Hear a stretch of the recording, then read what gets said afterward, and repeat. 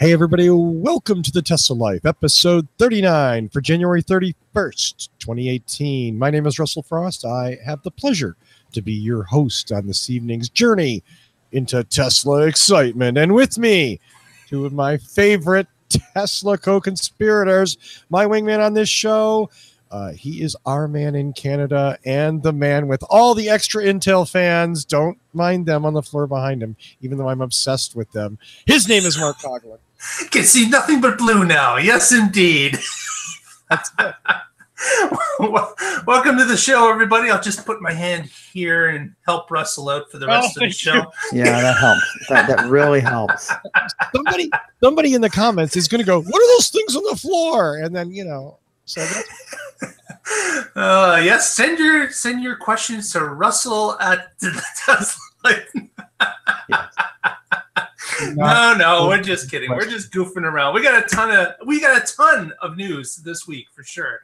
So let's go over to our next panelist. Yes, Mr. Tony Schaefer. Yes, thank you, Mr. Tony Schaefer. Hey, that's me. Hi, everybody. Let's see. I guess I missed last week's show, which kind of bummed me out. We had a special guest, but glad to be here with you guys. Well, it's very good. Yeah, it's so good to have you here, Tony. Yep. We wouldn't want it any other way. Well, actually, we kind of do. It's sort of. I know. No, Mark's going to lead off the news tonight, so I'm going to turn the microphone over to Mr. Coughlin. Very good, very good. First, we've got on the docket tonight. There was a report that some over-the-air updates have been going out, of course, for the Model 3 and amongst other vehicles. But it was discovered recently by one of the Model 3 owners that when they got their over-the-air update, they happened to notice that their camera on the rear of the car was looking much better. Now, we didn't get a lot of many people saying this, but there was this before and after shot that was shared on this article, and certainly you can see a difference. With the Model 3, as everyone knows, there's a little bit more of a fisheye look compared to an S or an X. Certainly it's a little more roundy on the edges, but in this before and after shot, you can see that it has improved a little bit. For it looked like the brightness is a little bit better, and there's a little bit less pixelation in it. You can kind of see a pixelation in the before shot in the darker part of the concrete. But again, and of course outside, there's a difference in light as well. Yeah, definitely the white. I don't know, Russell, white balance. What is that? So being as the one of the three of us, it's actually a digital imaging professional photographer. Oh. I've been looking at this for a couple of minutes going, what the hell did they do? Because they clearly changed the focal length, but they didn't. You notice the house in the background is closer, right? It looks bigger in the frame, and that's generally a change in focal length, but the angle is about the same. You still see the same things on the side. Honestly, it looks like they changed the focal length of the lens, maybe made it a little bit more, maybe it takes a little more dynamic range, a wider exposure value. It looks better. That's all I'm going to say. Yeah, it really does. I guess they could have just done this with software, to stop some of the, whether you want to call it barrel distortion or pin cushioning or fisheye, to reduce that effect a little bit. But it looks better. And cheers on OTA updates, There you go. That's the magic that Tesla has over many other auto manufacturers, is that ability to use that OTA whenever they've got something to roll out. Now, some people say that allows them to put out, maybe haphazardly in the first place, knowing that they can fix it up or make a modification quickly themselves. But I think it's a fantastic system. It really sets them above everybody else that they're able to use it in such a way. I agree wholeheartedly. I mean, they may put out some stuff that's earlier, which is a practice in general that I'm not a big fan of Tesla for doing. But when it comes to software, they've added way too many features, refined way too many things, taken in customer requests and whatnot. OTA software updates in a Tesla put them way ahead of any other car company that I'm aware of. Mm-hmm. Right. Yeah. With, so computer nerds will understand the concepts here that OTA is more like an agile development where you can develop a feature and roll it out much faster and not be dependent upon other features. Every other manufacturer practices what would be called a waterfall delivery method, which you store things up, and then deploy everything at once. And what this means is, even if a year after a model is introduced, you have a really great idea and you can make it better, you still have to wait either for a mid-cycle refresh, which could be 2 or 3 years, or an entire generation, which could be 6, 7, or 8 years. And everybody loses out because by the time something better comes along, you've had something deficient for 6 or 7 years. And then you have to buy a whole new car in order to get the new features. Yeah, which is the the crazy thing is that people aren't going to buy a new car for a group of features. Typically, it's something that you would buying a new car. I would think would be it's ridiculous to think that you would be upgrading just features by buying a car. But Tesla has this ability now that they can just send this stuff out whenever it's been updated and whenever it has been modified, and that's fantastic. And I think we all agree on that. And it's little things like this, the backup camera. I mean, you would expect, if you waited 6 years that the backup camera would be better, but with over-the-air updates, it's like Tesla said, oh, hey, by the way, we found a way to fix the backup camera, so we took care of that. Yeah. And like Russell had mentioned, it's like people will mention an issue or a problem or a suggestion, and just a few months later, boom, you've got that ability in the car. And the one thing that comes to mind is the gentleman that indicated that he noticed that the bottom of his steering wheel was starting to wear a bit getting in and out of the car, and he said, why don't we make it a feature that whenever the car is put in park, the steering wheel kind of raises on its own to get up and out of the way. The seat reclines back a little bit. So what a fantastic idea. And sure enough, they put it in. Right. And again, if nothing else, who else is doing this? Yeah. Exactly. All the other car companies are waiting for you to buy next year's model for you to upgrade your software. Tesla very laudably does this all the time to their products, and cheers to them for that. It's almost a promise that your car will never get old. I mean, never. Yeah, I know. Never is a strong word, but for most sakes and purposes, your car is always fresh because it's always getting new. I'm just waiting for that one where you say, you know what? Let me just press the blue button on my phone, and the car changes color. Ooh, nice. The attorney in marketing says you're not allowed to use the word never, Tony. Ever. Never. Oh, wait. Yeah, wait, never say never. I'm not sure. Syndrome? Or is that a paradox? I forget. It's one of those things. Okay. The next story today, we'll move on, is Tesla recently rolled out the red carpet for a gentleman named Matthew Chan, who is a Tesla owner a couple times. Matthew is unfortunately fighting cancer. And it was brought into the attention that Matthew would really like to meet a few of the people at Tesla and get a tour of the facility. And Tesla took this on, and you can see from the pictures in the article that he was able to meet not only Franz, the designer, but also Elon Musk showed up just out of the blue and met Matthew while he was on site and taking on a VIP tour of Tesla. So again, another nice story of them reaching out and obviously there's no great way to say that, Matthew is fighting cancer, and we all hope that he is able to fight it well and live as long as he can. But certainly it was a bright spot in this day when he was able to visit the people at Tesla and see some of the people that made his cars possible. Yeah, I thought it was awesome in the article that, Elon, just like showed up and greeted them, and he handed him a bottle of wine. Exactly, yeah. Hey, Elon, do you need a bottle of wine? No, but thank you.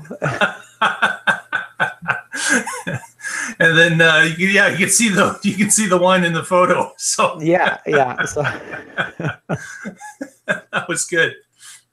That's lovely. Yeah, it is a good article. It's a feel good. Anytime a company goes out of their way to help someone and make them feel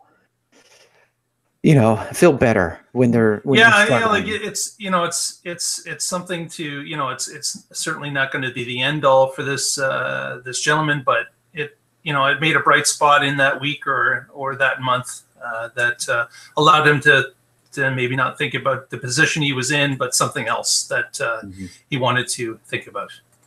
Yeah, exactly. So, yeah, I'm going to leave that alone. Okay, I've got the next story. Was a picture on Twitter that happened this week, and I'll just share this photo here. And we've got dun, dun, dun. That's something. We got those Intel fans. We've got now I got to move them. Exactly. We had a gentleman that was getting service in his driveway from a Tesla technician, Ranger, who had to They had to take off the inside door panel of the front door on the driver's side, and he just happened to snap a couple photos of what was inside. It's not fantastic or anything, but for those who have a Model 3, it might be interesting to see what is underneath that panel. I was kind of surprised at the size of the speaker. It's quite large. And then, of course, you've got the wiring harnesses, and the black area in the middle of the door area is obviously the place where the window folds down into, and the window motor is located in that central section, the silver piece. But it's I don't know. I haven't looked at what the underside of any of my cars looks like in the door panel, but it was interesting to see that this came up on Twitter this week. And go ahead, Russell. No. My extreme frustration with this was me squinting at this picture for 20 minutes, wishing he'd zoomed in on the speaker. I'm a huge fan of the Model 3 audio system. The upgraded, the enhanced audio system is absolutely amazing. It is a wonderful audio system, and I wanted to get, oh my God, there's the whooper. But I think the tweeter's in the column, isn't it? In the apron? Yeah, it's in the upper part of the door, not the door, the frame itself. Yeah, the tweeter's up there. But Russell, if they were closer on the speaker in this picture, would you be able to tell what it is? Oh, if I saw it, absolutely. Yeah. You mean like country of origin? No, but you would know the manufacturer. No, probably not. And in this case, they're probably made by just OEMs somewhere in Asia and imported over. That's not a bad thing. But you look at materials, you look at design, what kind with tweeters, especially because tweeters come in vastly different styles. You have soft dome tweeters, you have hard dome tweeters, you have cone tweeters, you have piezoelectric tweeters. It could be anything. You know what I mean? It's probably just a standard soft dome tweeter, but I'd love to know what it is. And, that nice sort of, I'm going to guess it's a 10 or a 12-inch woofer, shallow. It's not super heavy, but that's why the system's very efficient. It doesn't use a lot of energy. That's certainly interesting. And most manufacturers have gone to again, OEMs have gone to this slimmer, lighter weight, more efficient thing for all those reasons. Mm-hmm. If it doesn't look as macho as the aftermarket woofer that you put in your 83 Honda Civic 10 years ago, audio fans, it's because it's not as macho, but it's probably just as good. Now that I've broken your heart, send your nasty email to Russell at TheTeslaLife.com. So yeah, no, I'm sorry, I didn't mean to, but yeah, that's a lovely photo. Very good. Okay. And that will remind me to let everybody out there know, hey, if you're interested in getting breaking news that we get, please feel free to follow us on our Twitter feed, which is at The Tesla Life. And you can see the action as it happens throughout the week.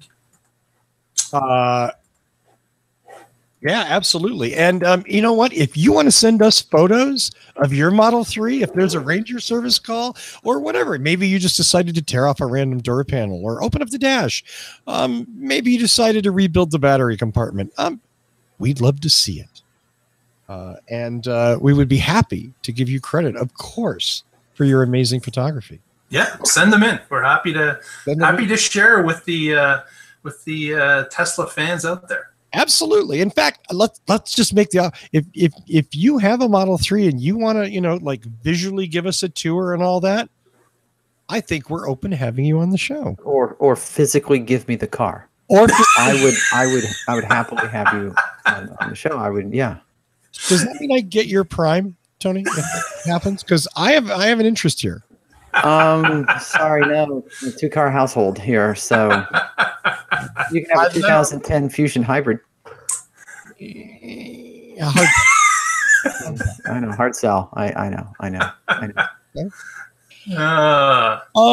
Mark, this story about Model 3 reservation holders. That is. Do you want me to talk about that? Sure, go ahead. I have no idea what the story is, but I'm gonna run really quick. So, Electrek, our friends at Electrek, or should I say our friend? Well, Fred Lambert, of course. At Electrek reported that Model 3 owners or Model 3 reservation holders are getting their configurator emails even if they weren't first day reservation holders. So those of you that didn't get in on the first day may soon be contacted by Tesla to process your order. That's huge. That is huge. Yeah, they jumped out of the first day reservation holders, and a nasty rumor has circulated, which is true, is that of course if you already own a Tesla and you had put in a reservation after the unveil, you are still ahead of anybody that has never owned a Tesla. So you have the ability to basically jump in queue. You could have watched it a week later and then put your reservation in. It could have been a month later, and you still jump ahead of people that don't own a Tesla currently. So that's the way this works. And it, of course, is, I'd like to see there's some structure to it, but I understand it. Certainly these people contributed their money into the company, which helped build it and actually fund these cars as time goes along, and of course ultimately the Model 3, and certainly they deserve some recognition for putting their money up first, and that's part of the deal. So I think that even today, if you were owned a Tesla and put in a reservation, I think you'd still jump into a queue ahead of a number of people that still don't own them. So, but we'll be quiet about that. We won't mention that anymore. But if I know someone who we don't want any queue jumpers anymore. That's I'm really good queue jumper, by the way. Respect the queue. Respect the queue, yes. Well, speaking of no respect for the queue, I'm not sure how that's a valid segue, but here it is anyway. Welcome to the first non sequitur of the evening. Several news sites have reported the departure of Ernest Villanueva. He is one of the senior battery design people at Tesla. He's been there 6 years. Villanueva has, I think, 8 patents to his name, and is certainly a key person in battery module design for Tesla. We don't know why he left. We don't know where he went. It's clear that he apparently left a couple of months ago, but it was just discovered. And there it is. I mean, this is not unique. People come and go all the time. It's the job, having a job in 2018. Earlier in January, Uber poached Selena Miklojska. I don't know. Selena. Selena was a senior manager for battery pack development. Here's my favorite line in the whole story, though. Quote, "She is now working on flying cars for Uber." Unquote. Wow. Are they going to run on hydrogen? I want that. You know what? I hate Uber, and I would never work for them. But the idea that it could be on my leader of flying car development, that could be on my name tag. Yeah. Oh, hell yeah. Hell yeah. Right. I just like the tagline of, flying car developer. Yeah. and why does Uber need flying cars? Well, we don't really know. I mean, I honestly yeah. They needed a step above black car. That's what they needed. They needed a regular black car, flying car. Flying car, sure. Yeah, it's the premium service they're looking for the premium dollars. This is what you call a company with way too much money. Yes. Too much money. Yeah, that's my experience. So we like to put we have pictures. So you have pictures? Yeah, unfortunately, the article didn't have a picture of the engineer who's leaving. So here's a picture of two cubs. What is that, Tony? So they're They're hey, kitties? If they don't put pictures in the article, I'm going to. Yeah, we'll just add them. He's just going to add them himself. So here's a picture of the gentleman leaving Tesla, and here's the former Uber or the current Uber working on flying cars. Oh man! So yeah. So you got it knocked out in one picture. Excellent job. Tony. Yeah, I know. You usually don't see them together like that. Tony, it's incredible how you can get these things. You know what I mean? It's just it's insane. Right place, right time. Yeah. No, I'm impressed. I mean, you should be in spy photography full time. Right. I think Mark has a politically tinged story for our next topic. Just a bit of a politically tinged. As we know, Tesla has been battling with many states about the right to sell vehicles directly to customers. Dealers associations across the different states, a number of them have put up battles in court to prohibit that from happening. And Tesla has been fighting on a state-by-state basis, winning some, losing some. This week, there was a story about, I'm not necessarily saying they've lost this, but they kind of took a step backwards, that Tesla was on a motor vehicle board as one of the employees of Tesla was part of the motor vehicle board in the state of Virginia. And this week, that employee was kicked off the board due to the dealer association protests about them being on, and the judge agreed for whatever reason, and that person was removed from that particular motor vehicle board. So again, these things are happening constantly. We know there's a battle in Michigan. We know that there was a battle there must be a dozen states that this is going on. Our friend Evan there was a battle in his state of Missouri. So this thing is going on over and over again, and this was one of the half step backs, I guess, that Tesla experienced this week in Virginia. I don't know if I want to comment on this or not. No, I mean, this is... You've been holding back, Russell. Go ahead. Let it rip. Smelliest political bullshit I've ever seen. I mean, this is completely full of shit. Let me say this again. This is a shitty, short-sighted political decision.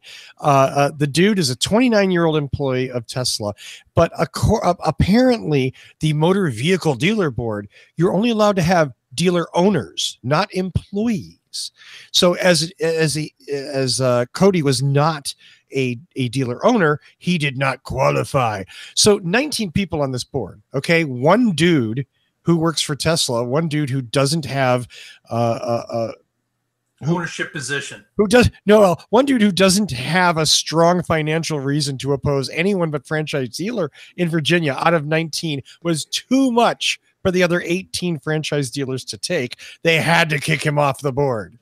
I think McAuliffe did a good thing by putting this guy on the board. It's a shame that that it didn't work out, but at least the discussion hopefully will show how stupid and self-interested these boards are, full of car dealers that have no interest in allowing and no interest in allowing Tesla in there because it's competition. So they're going to do whatever they can, right or not wrong, fair or unfair. And I happen to think it's stupidly unfair. But there you go. Hey, yay, the car dealers win another one. Yay! Yay, lobbyists. Yay. There was much rejoicing. Wow, that one's come up again, hasn't it? Yeah, it's been a day for that. It is. Yeah. Well, that leads us to our next story, and I guess the flamethrowers are hot. Get them while you can, Tony. So, if you didn't know, let me bring this up. Hold on, I gotta find it. Yeah, sorry. Okay. So for some reason, Elon is going through the Boring Company to sell flamethrowers. I mean, you can see the direct tie-in right there. That's just on let's see, when did he announce this? He announced this so this started a long time ago. On Christmas Eve, Elon had said, after we sell 50,000 hats, we'll sell flamethrowers. It didn't make sense then. It doesn't make sense now. But it's all a little more scary that it's real. Right. I know. Yeah. Now that it's a real thing, people are like, holy shit, he wasn't kidding about this one. Here's a picture of the actual flamethrower tank on top. And you might be wondering, first of all, where can I get mine and how much does it cost? Well, it costs $500 and you can go to the Boring Company /shop, I think, and you can put in an order for one. But there's one left.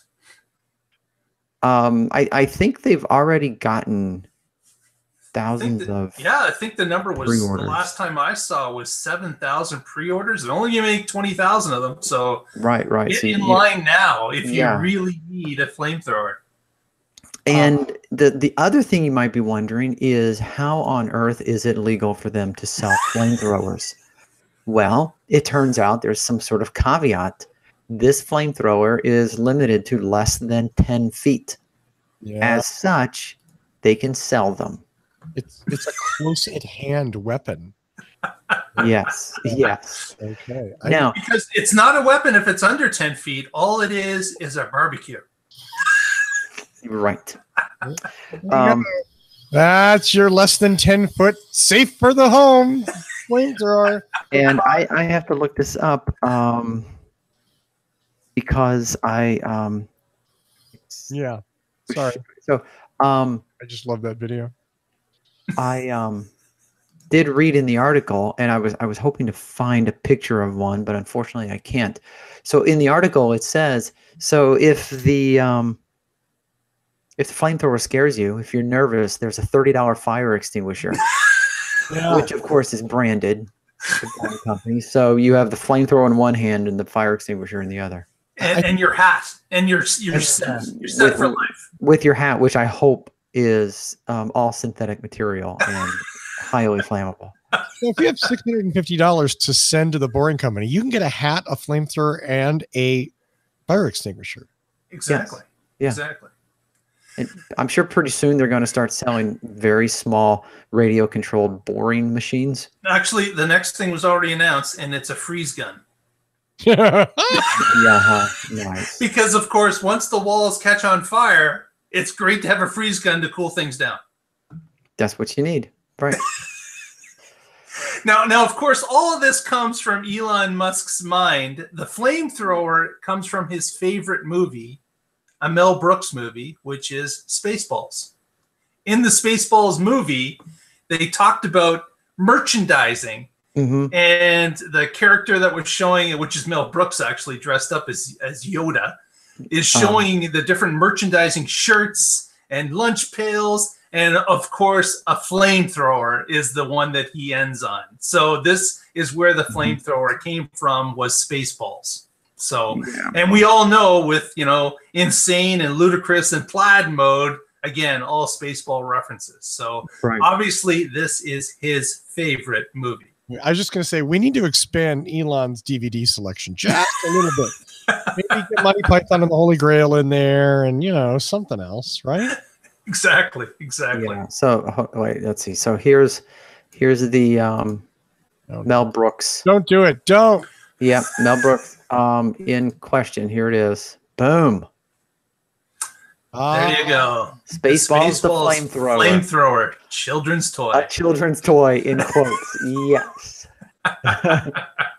Wow. Well, because of course it was Spaceballs, where Ludicrous Mode and going plaid, and now the flamethrower and the hat. Yeah. There you go. So if you want to see what's coming from the mind of Elon Musk next, it's probably those Spaceballs cereal that's in the background there. Yeah, the Boring Company, the cereal. I'm sure. Yes. Yeah. So, but the crazy thing is he's raising real money with these jokes. Like, he sold 50,000 hats. Yeah. He's going to sell 20,000 of these $500 units. Right. Like, he's raising millions of dollars. Yeah, the hat was a $20 cap. Okay, I want to tell you the profit margin on that $20 cap is significant. And he sold 50,000 units. So, man, this is no joke. This is a money making machine.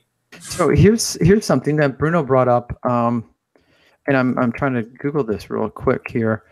He said 100,000 people registered on the first day that reservations became open for the Model S. And Elon promised that he would have something special. Model 3. Yeah, okay, sorry. Yeah, Model 3. So Elon said he would have something special for those people. And the most recent thing I can find is in August, where it says Elon is still working on something special for early Tesla Model 3 reservation holders. He hasn't delivered on that yet. So people buy hats, people buy flamethrowers, but he hasn't given those people anything yet.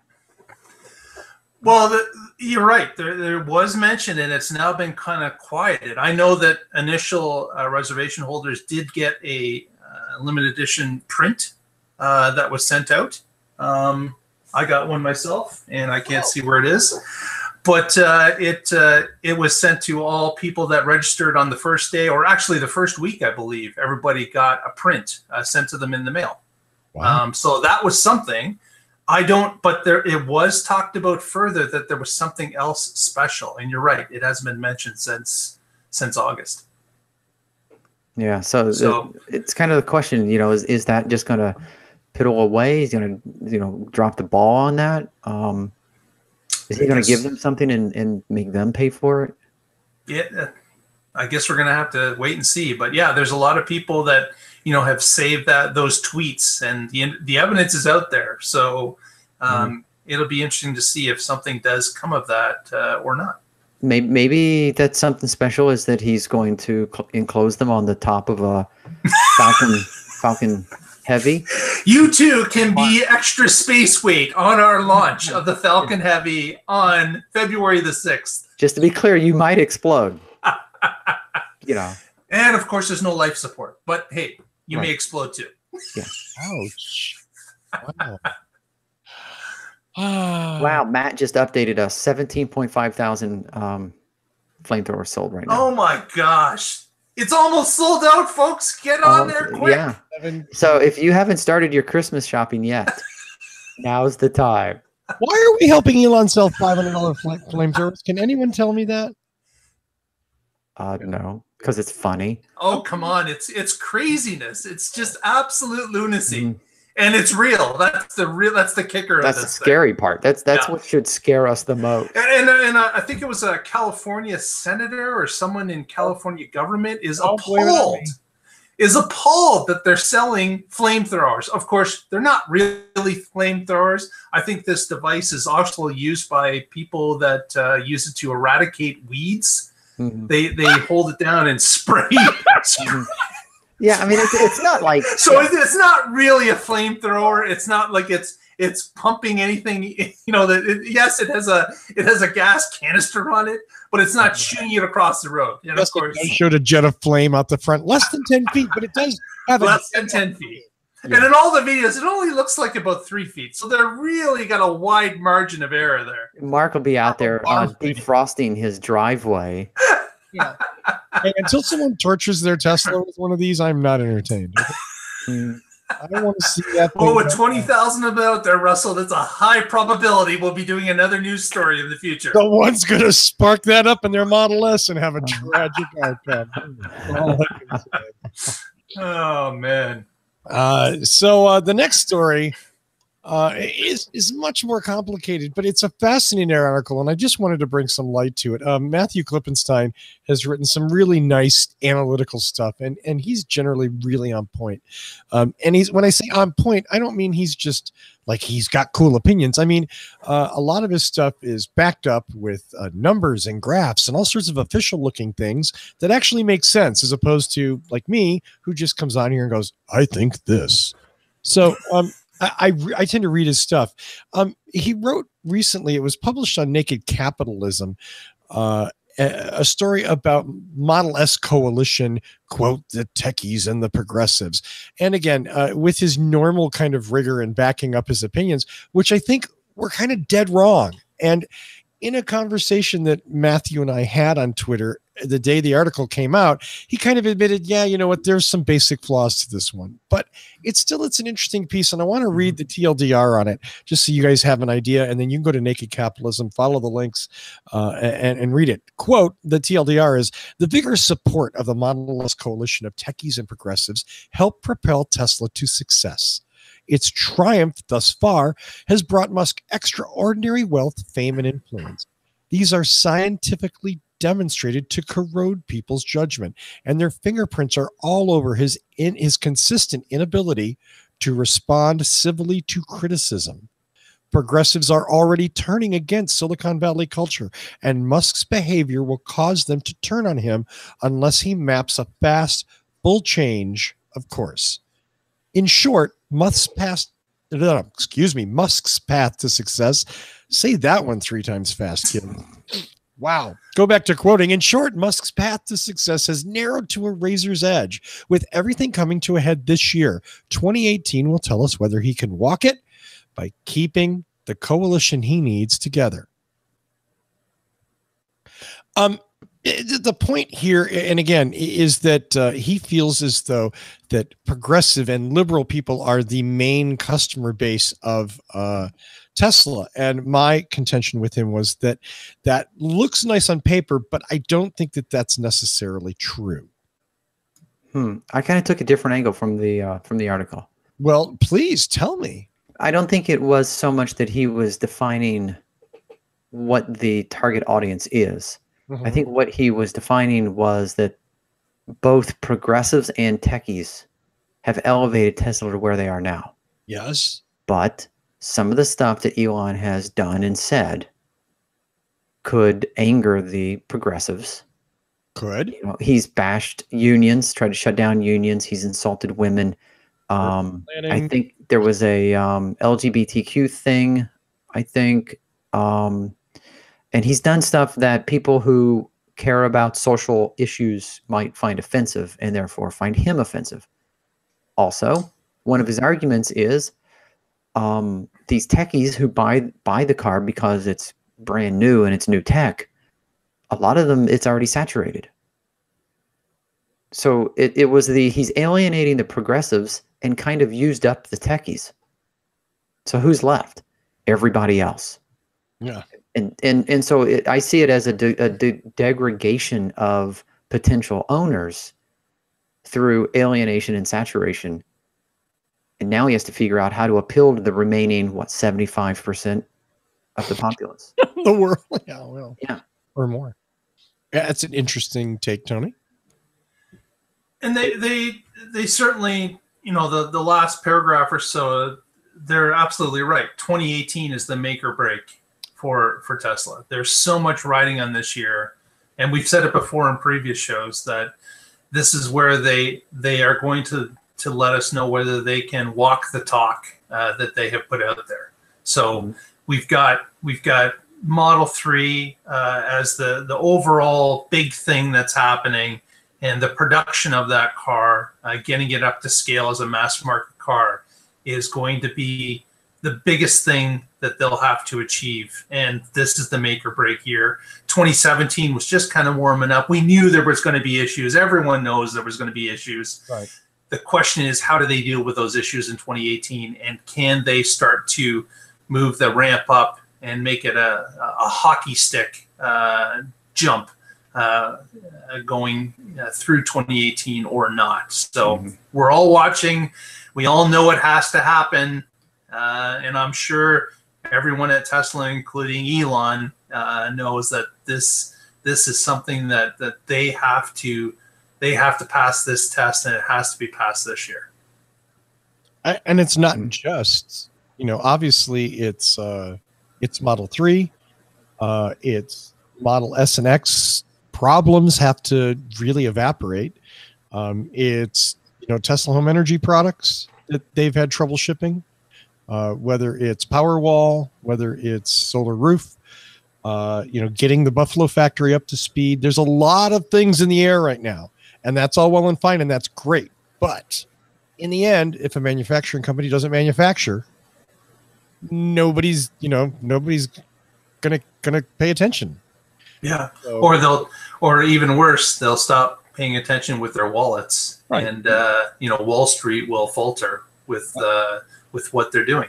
There's a reason that Apple doesn't talk about its products before they come out.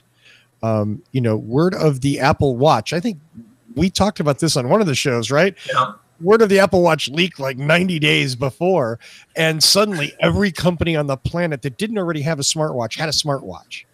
Exactly. So, the problem is Tesla goes into detail about what their products are going to be, and there's no reason that other companies can't eat their lunch. Well, there is a reason. To this point, there has been a reason. There has been a reason, right? Nobody could catch up that quickly. Nobody. But that won't always be true. But that will not always be true is correct. Mm-hmm. Yes. So they're going to have to start guarding against what they're saying publicly before things exist.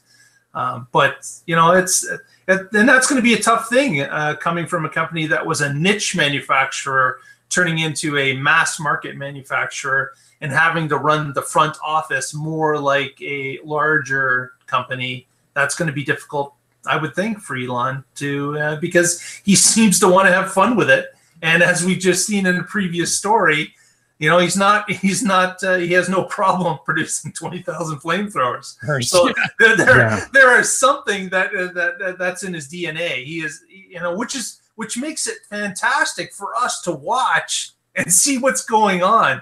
But you're right, the manufacturing does have to follow, and it has to be number one priority. Elon maybe. I'm sorry, Tony. Go ahead. Oh no, I was agreeing, and if I throw in one more point is, how many times have we talked about either startups or new models, new cars, new tech, and whatever, and when we think of techies, there's kind of two groups, right? There's the I really love tech, I really love new stuff, I want to own new stuff. And I know there's going to be glitches and hiccups, and I'm fine with that because it's new tech, and I want to be on the cutting edge. And then there are the cautious techies who want the new tech, they want new things, but they want to make sure it works first. And if I think we like I was saying before, we may have chewed through a lot of the I'm willing to put up with stuff. And now when you see 400,000 Model S's going out, you're going to appeal. A lot of those are going to be the cautious techies. And at some point, if they're so far down the line, some of them are going to need a new car for one reason or another.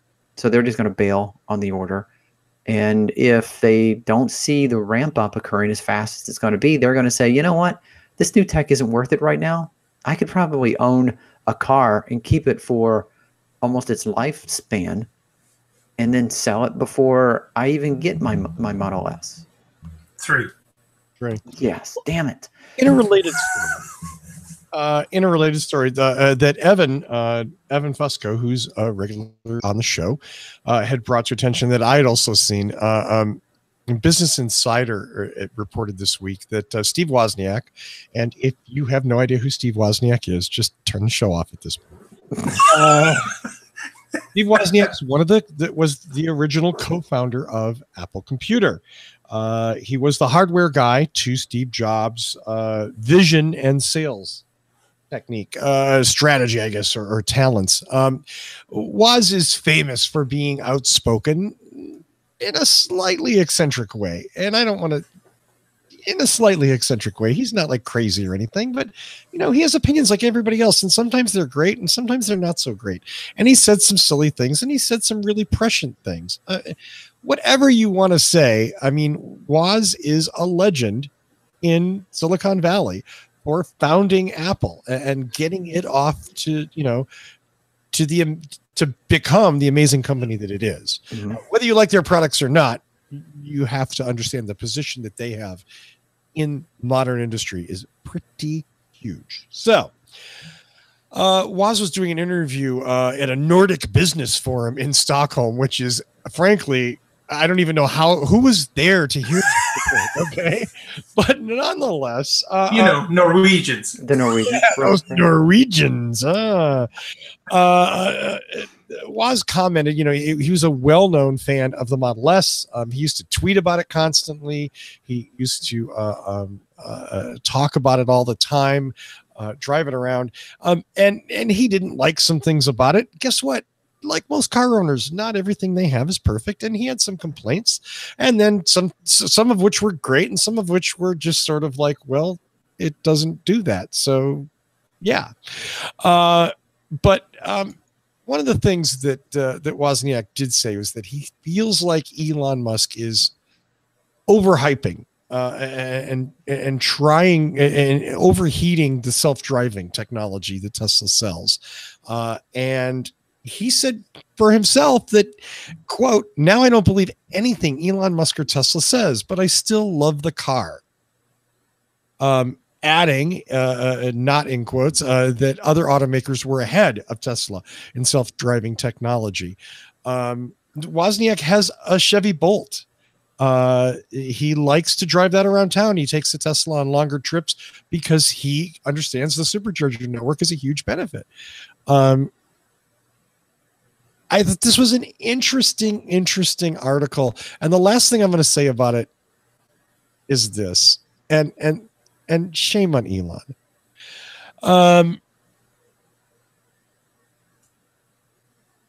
Quote from the end of the article. Another nugget from Wozniak's impassioned rant was the story of his first Tesla order. Wozniak and his wife waited 6 months to get on top of the wait list for a Tesla in 2004, but opted out and got a Mercedes instead.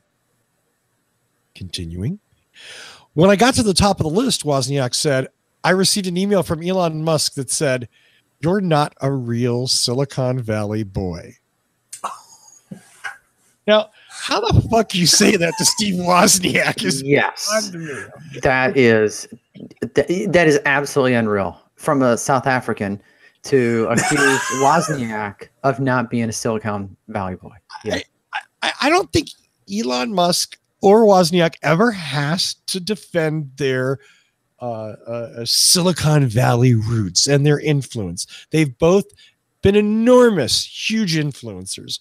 But because Wozniak said something that Elon didn't like about his car company, to get pissy with him and say that, wow.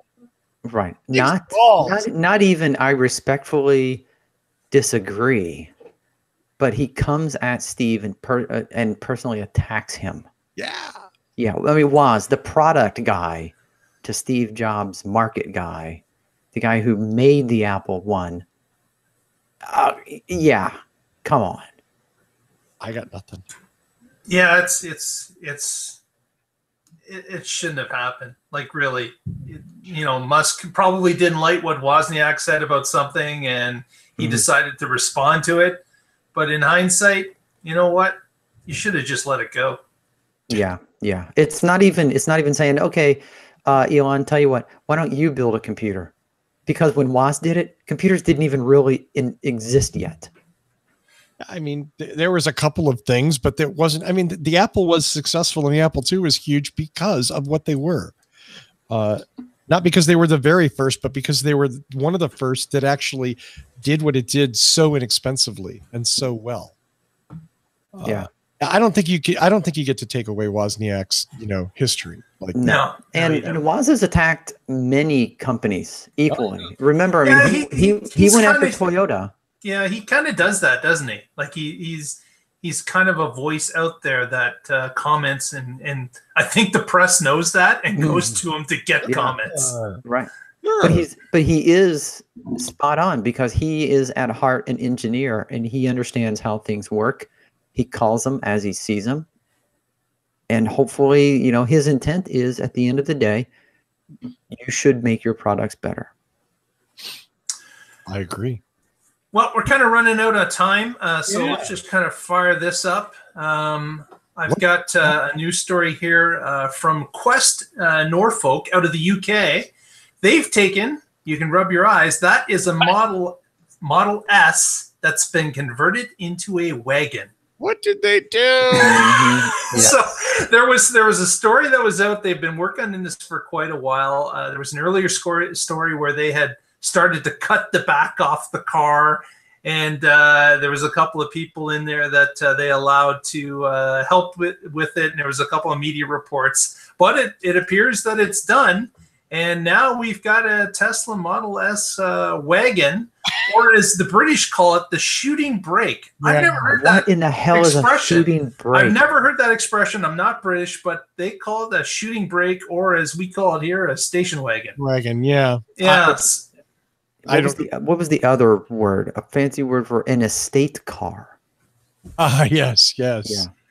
And it's interesting. I don't know. I don't think I'd be buying a station wagon, but it doesn't look half bad. No, they did a great job with it. It seriously looks sleek, and it looks like a much better station wagon than I've ever seen in my life.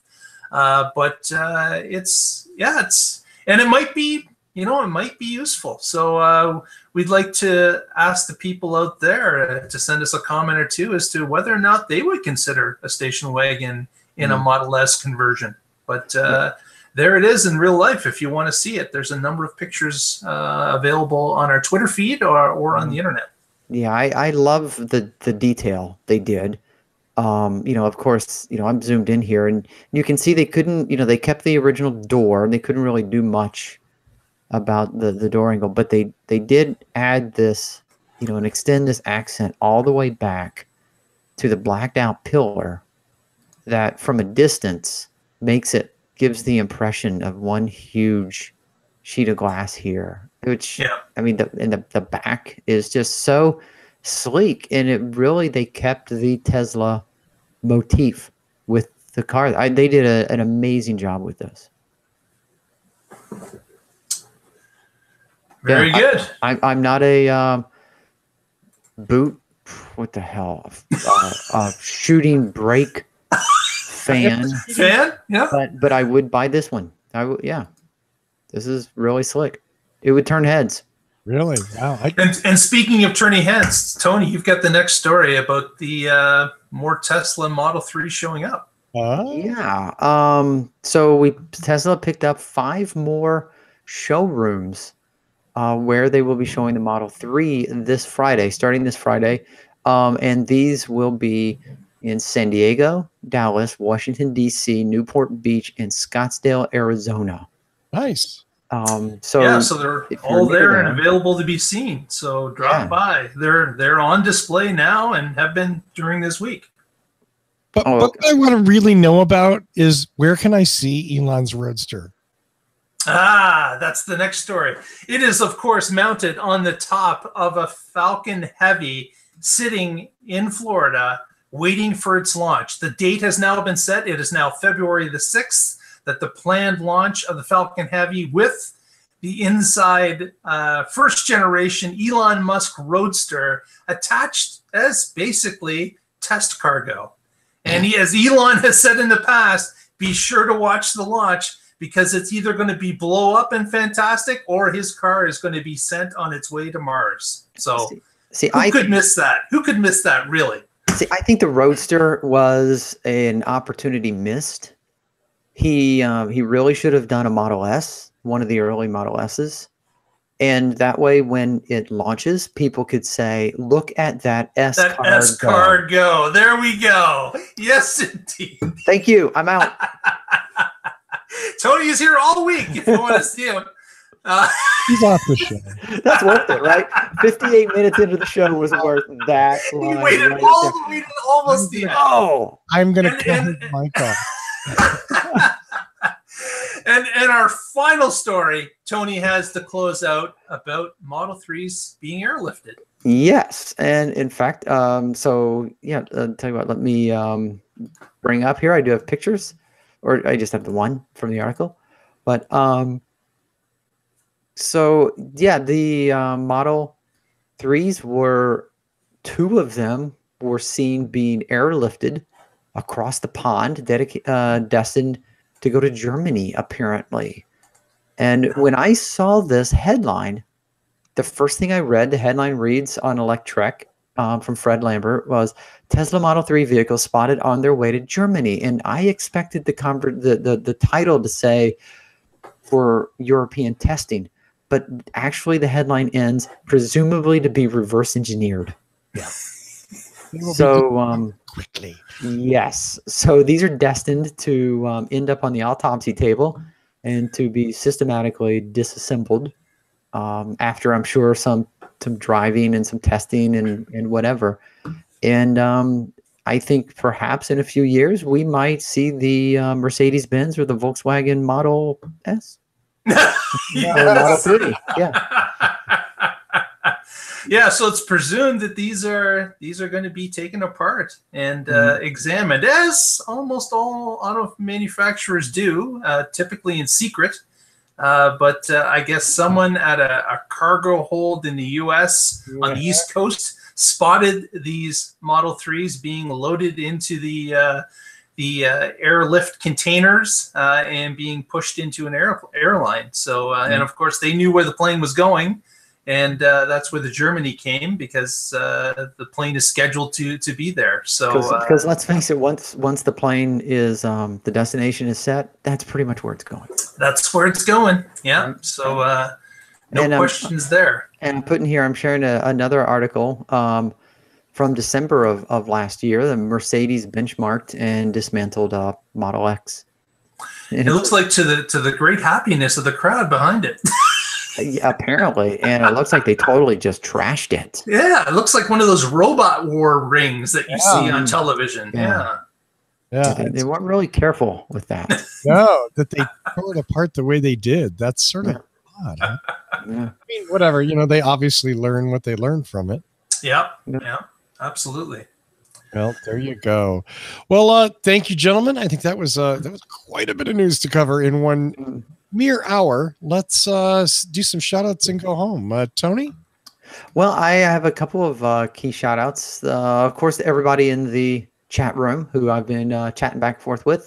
Thanks, guys, for coming in. And I know that not everybody's in the chat room. There's, according to YouTube, there's 16 people watching live right now. So a shout out to all of you taking a time out. And a very, very special shout out to friend of the show, Mr. John B., who's been on What Drives Us a few times. Tomorrow is his birthday. So if anybody bumps into him tomorrow, wish him a happy birthday. Happy birthday, Mr. President of Canada. Yes. A lot of people don't know that. I didn't know that. One of our good friends is the President of Canada. Right. Mark's like, I didn't vote for him. Man, I guess you don't get to vote for the president. No, you don't know. It's the Lady of the Lake. Her hands. It's just a self-appointed thing. Actually, I think we appointed him. You guys are in charge. That's what's going absolutely, on. Yeah. Okay. All right. We're in charge of Canada, please. That explains it all. Yes. He does work for the Canadian Meteorological Society. I think so. So if you don't like the weather, it's his fault. It is his fault. Yeah, I blame a lot of weather on John. Mhm. As well, there's a rumor flying around that we may have a special guest for next week's show. I'm not going to say anything more than that. But I'll tell you what, everybody in the chat room, if you were in the chat room, you know because you witnessed the conversation. So if you watched the show or listened to the show and you weren't in the chat room, you have no idea what we're talking about. You're going to have to find out next week. But it's going to be a definitely do not miss show. So definitely. Having teased that, I move on to Mark. Just a reminder to everybody that if you're watching this show, please help us out and press the subscribe button on the YouTube channel. Get our numbers up. We'd love to have you as a subscriber, and you will get an automatic notification anytime the show starts up. And you can join in on the fun in the chat room, as Tony had mentioned. Please join us on the YouTube channel at any point. Yay! So, yeah, definitely. YouTube, search the Tesla Life Show. Look for our fun red logo and do subscribe. Share it. Maybe share it with your friends. And that's a great idea. Subscribe too. You know, we're not above that. Or tape them to the chair and make them watch. You do that? Well, maybe once. I don't think they'd fall for it twice. I mean, I got gaff tape. Okay, I'm a photographer. Yes, we carried around in these cute little size rolls because we're not as manly as the film people. Thank you, everybody in the chat room, of course, and I do mean everyone in the chat room. Thanks so much for hanging with us, and of course, Mark, Tony. I look at you like you're here, but you're not. You're thousands of miles away. Thank you. Tune in next week and find out what is going on in the Tesla life. See ya. Good night. And as always, thanks to Lee Moon for our awesome theme music. He wrote it. He played it. He lets us play it for free. Thanks, Lee. That's awesome. Guy. We'll see you next week, everybody.